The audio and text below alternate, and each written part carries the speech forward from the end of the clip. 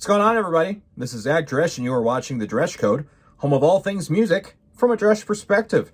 And it's time to review the latest album by Mitski entitled Laurel Hell.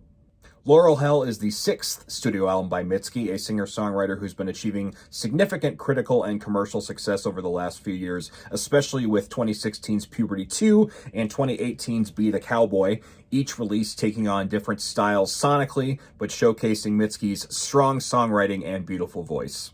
Her new release comes after a semi-lengthy break Mitski took after the Be the Cowboy tour. She actually planned on retiring from music in general, period, but that proved to be short-lived, fortunately, as she quickly changed her mind for her sake and her label's sake and began writing and recording this new album, Laurel Hell, shortly thereafter. This album takes on a more synth-pop and indie-pop direction as opposed to her last few releases, which were more rooted in alternative rock and guitar-driven. That's not to say that she wasn't experimental in genres beforehand, obviously, because she was, but this one is absolutely rooted in that 80s pop direction. Some tracks are dark and brooding, and some are catchy dance pop numbers, such as Stay Soft and The Only Heartbreaker. That direction really works for Mitski's voice, and I'll get more to that shortly here. The opening track, Valentine, Texas, starts with a really chilly synth line, and Mitski singing Let's Step Carefully Into the Dark. Once we're in, I'll remember my way around. Just such a spine-tingling moment, that synth just building up with Mitski's voice, just gorgeous. Lead single, Working for the Knife, incorporates a lot of cool sampling and percussion, and the lyrics seem to discuss this knife representing a strife or inevitable force that seems to be holding her back and keeping her in doubt. But it's a really, really cool track, and I really, really like it. Stay Soft is one of the best songs on the album. It's so catchy, and according to Mitski, it's about hurt people finding each other and using sensuality as a way to make the pain less. Really catchy song with dark lyrics. That always is a winning formula in my book.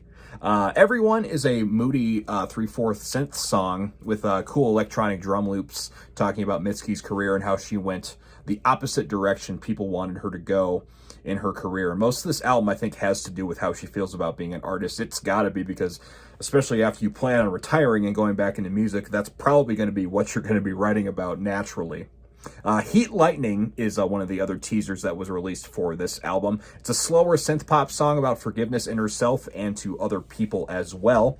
Yeah, it's a really cool song. There's some strange pacing to this album. It's a little bit slower. It's got a weird mix of darker, slow tempo music and faster, upbeat pop bangers. And I, for one, am more of a fan of the pop numbers because when she hits, they really, really hit, and they're fantastic. The Only Heartbreaker is my favorite song on the album.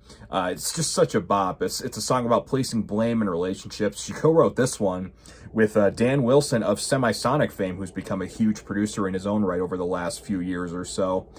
He's been writing songs for Taylor Swift, Panic at the Disco. The man's a songwriting machine, what can I say? And the song is great. One of the other teasers released was Love Me More. This is another pop banger that I think works really, really well.